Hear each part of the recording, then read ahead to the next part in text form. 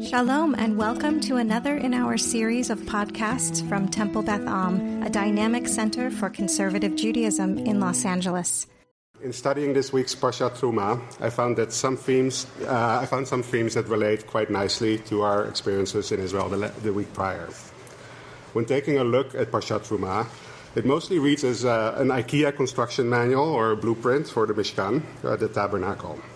It meticulously lays out God's wishes regarding which materials to use, in what quantities and sizes, and how to exactly put them together.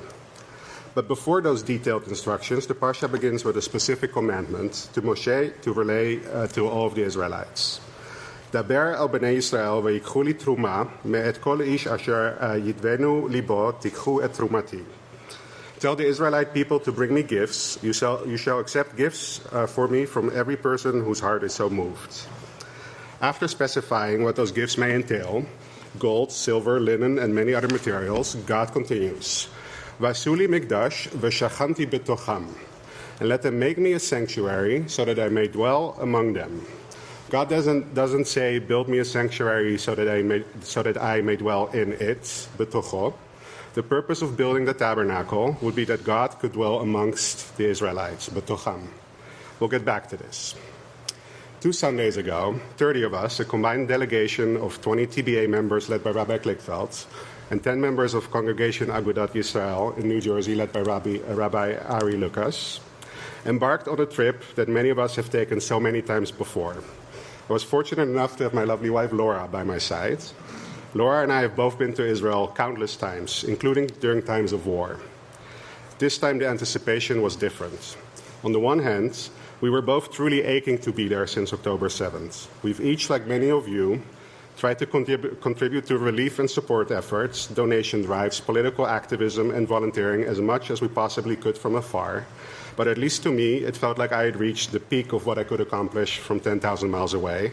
And as much as any time I can remember, I just wanted to be in Israel, on the ground, amongst our people, to support, to listen, to hug, to volunteer, to contribute in ways one cannot from Los Angeles. On the other hand, I was nervous. Not about Laura and my physical safety, however counterintuitive that might sound to someone who's never been to Israel before, but rather I was nervous about the Israel we would find, the Israelis we would find. While my time today won't allow me to share every single meaningful experience, interaction, or reflection with you, I do want to get everybody to their cholent on time. I'm honored to be able to give a representative impression of our journey. And if you would like to read more in-depth reports of our mission, please visit our travel journey on TBA's website. Upon arriving at Ben Gurion Airport, things didn't seem all too different. Ben Gurion doesn't feel like a war zone. It's busy with arrivals and departures, Israelis going on business trips, diaspora Jewish families coming for life cycle events, and many, many missions like ours. Just on our plane from LAX alone, we were amongst representatives of at least 3 other missions from LA shuls and organizations that we could identify. The sides of the long walk that we've all walked from the terminal to the passport control were adorned with kidnapped signs for individual hostages. Some still there for hostages who had since been released, or sadly confirmed murdered. Our trip's itinerary was purposely packed. Immediately upon arriving and uniting with our new friends from New Jersey, we set out to visit Danny's farm, a large horse ranch just outside of Rehovot, where Danny and his business partner Nir, who also happens to be the ex-husband of Danny's now wife, for several years has been treating combat veterans for post-traumatic stress disorder through working with horses and other nature-focused therapeutic activities. Since October 7th, Danny and Nir have welcomed many traumatized survivors as well as bereaved families on the farm. Several were there while we visited, many with young children working with horses. Here we were introduced to Gilad, a war veteran of the Yom Kippur War some 50 years ago. During that war, Gilad told us he lost 43 of his comrades in one single night. For the past 50 years, he has been a wreck. He had clearly and understandably been suffering from PTSD as well as survivor's guilt. But since PTSD was not a recognized diagnosis until recently, he was never properly treated. 2 years ago, he started coming to Danny's farm, and it has been life-changing for him. He can finally deal with all the trauma from 50 years ago. Hearing Gilad's story, I could not help but mourn all the time, almost an entire lifetime, he had lost before finding treatment. and I was grateful for Danny's Farm and similar initiatives like it across the country, who are doing all they can do to address the inevitable tidal wave of mental health and trauma needs Israel will grapple with in the years to come, of which I'm afraid we're only yet scratching the surface. Tuesday, our second day on the ground, we would spend in Otef Aza, the so-called Gaza envelope. We left Jerusalem early in the morning and around 9 a.m. arrived at Kibbutz Zikim, a seaside farming community on the northern border of the Gaza Strip, which on October 7th was the site of Hamas's naval invasion, where dozens of terrorists stormed the Zikim beaches by sea, killing fishermen, surfers, swimmers, and anyone else in their path. At the Mikaeli farm, we were welcomed by Richard, a friendly man in his 60s. He himself a volunteer at the farm for the last few months, who would show us the ropes for our volunteering duties that morning. Richard explained that on October 7th, the farm had about 100 workers. Half of those were Thai, of whom most have left, though some have since returned, and another 25 or more were workers from Gaza, who obviously weren't expected back anytime soon. Needless to say, the farm, like much of the agricultural sector in the Otef and beyond, was struggling to maintain and harvest its crops. The Gaza envelope is considered Israel's breadbasket, so a lost harvest could have disastrous consequences for the country. So Richard showed up and became a full-time volunteer, and with him many others. People from across the country travel to the south regularly to help harvest crops and prepare fields. And delegations like ours show up to offer help as well. We spent the morning in a large greenhouse picking all the ripe peppers until there weren't any more. Earlier that morning, Richard told us about his two sons, Alon and Eyal, who are both serving as paratroopers in Gaza. He had not heard from them in many weeks, as it's common for soldiers in the field to not have access to cell phones. By the time we left, a tearful Richard told us he had just received a call from one of his sons, who told him not to be concerned, they are strong and they are doing the job. We shared in his joy and in his pride, and in tears and in hugs. It was an early preview of what was to become a common theme everywhere we went and for everyone we met. People below a certain age either just returned from reserve duty or have a partner serving there.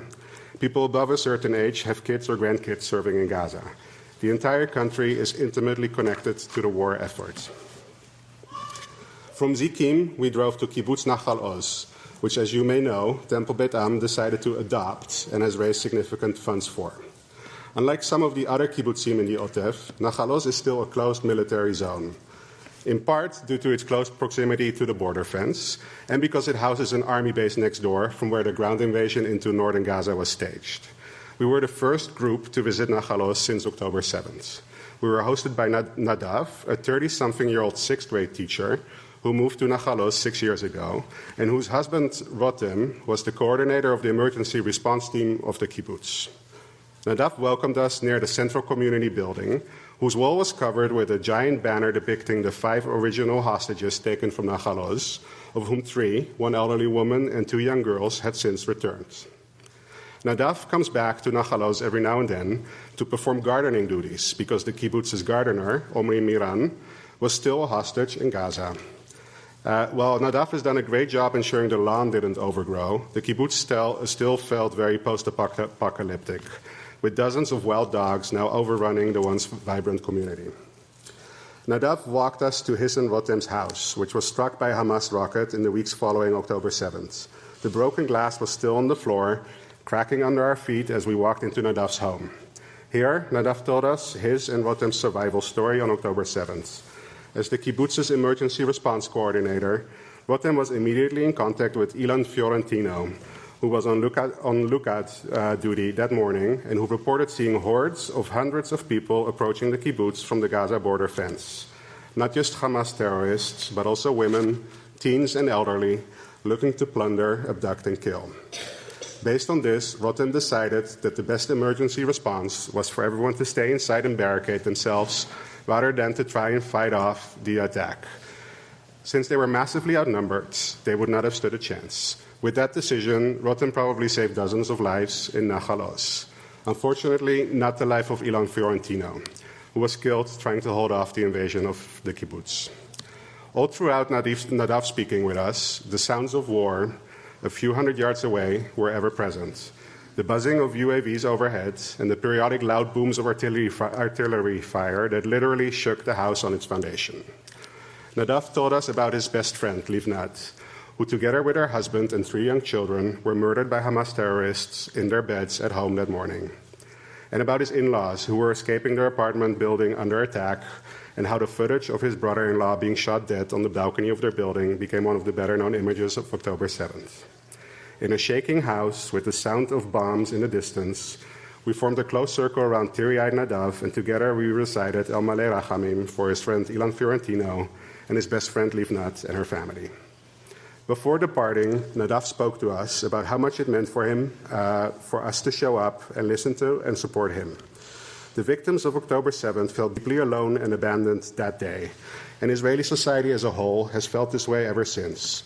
So for Jews from America to travel 10,000 miles to hug and pray with him was deeply meaningful. If that day wasn't emotional enough yet, from here we traveled to the Nova Festival site. It's very hard to put into words the raw emotions of this place. Many of us remarked how it felt like visiting Auschwitz or Sobibor while the ovens were still smoldering. As you approach the site, over the roads still marked with charred spots where cars had burned out, you look across the fields and cannot help but recognize them from all the footage we've all seen of young people running for their lives in deadly fear. At the site of the festival, a memorial has been created for the 360 souls that have been murdered or kidnapped there. Each is represented by their photo, attached to a pole, staked out evenly across the fields. Friends, family members, and strangers have left rocks, candles, flowers, plants, and flags around each individual memorial. Because that's what it is, 360 individual memorials, side by side. We took an hour to walk around the memorials, take in the faces, the names, the ages of these kids. Many were born this century, not much older than my own kids. Friends and parents of the victims left notes and memories. And throughout it all, you cannot help but wonder about the senselessness and the brutality of it all. Jewish kids celebrating peace, music, and love, herded like animals, mowed down like prey, in the most awful reflection of massacres of the past. One of the things we did notice was that those attending the site to mourn for these kids cut across all segments of Israel's previously divided society. As we walked around the memorial, dozens of armed and uniformed secular soldiers were visiting, and perhaps reminding themselves what and who they were fighting for. While we stood reflecting as a group of conservative Jews from America, to our left, a group of shidled and headscarfed ultra-Orthodox women was sitting and doing the same, while to our right, a group of national religious boys formed a circle, arm in arm, singing Achenu. And while the artillery booms were blasting from what sounded and felt like very nearby, and the red poppy flowers that this part of the Western Negev is known for were blooming all around us, truly a microcosm of the juxtapositions we encountered all over Israel.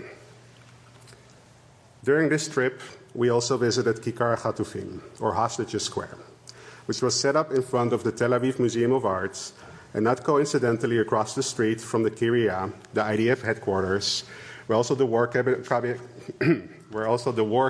led by Prime Minister Netanyahu meets to direct the war efforts and the hostage negotiations.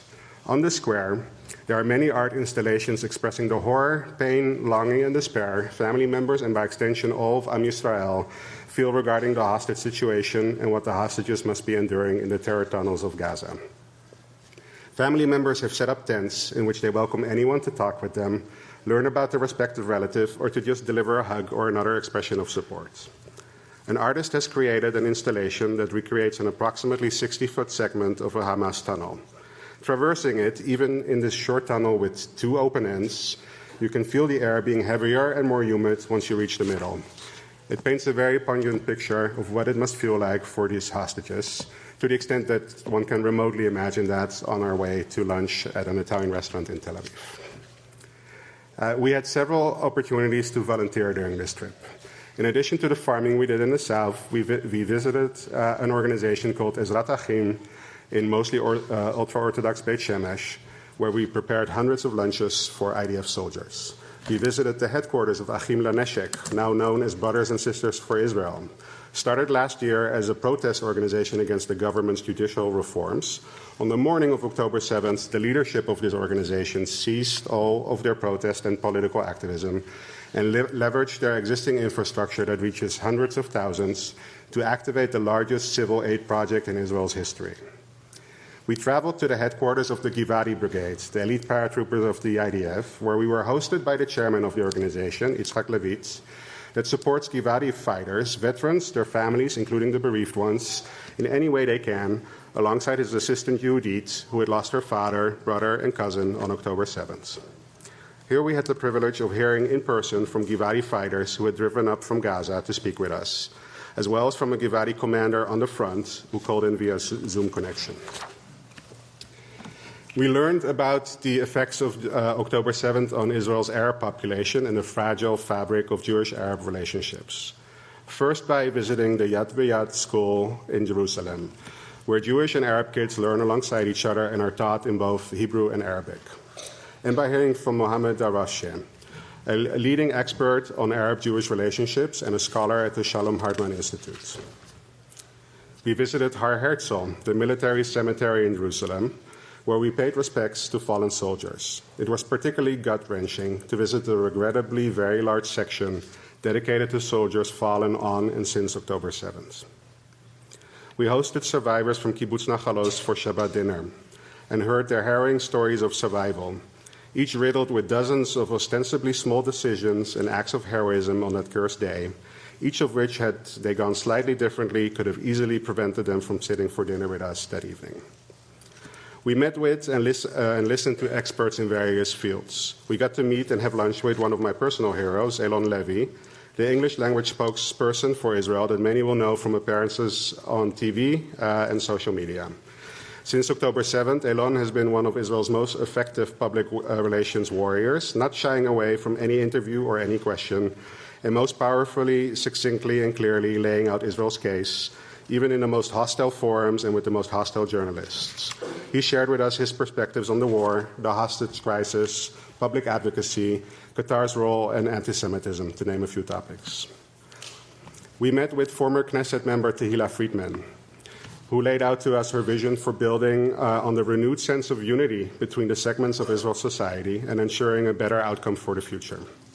And we got to hear from the always tremendously insightful Danny Gordis, who is uniquely talented at making sense of complex topics and helped us better understand the political and societal effects of October 7th and the war.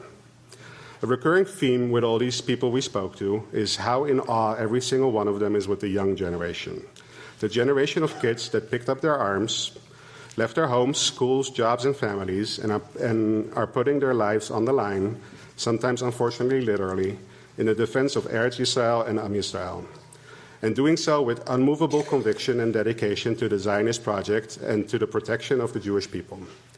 Often described as the TikTok generation, of whom not much impressive was expected, everyone agreed that they are indeed the future of our state and our people, and that previous despair over how this generation that supposedly didn't understand Zionism or sacrifice was not only entirely misplaced, but if there's something to be hopeful about, it's actually that this generation will soon take over.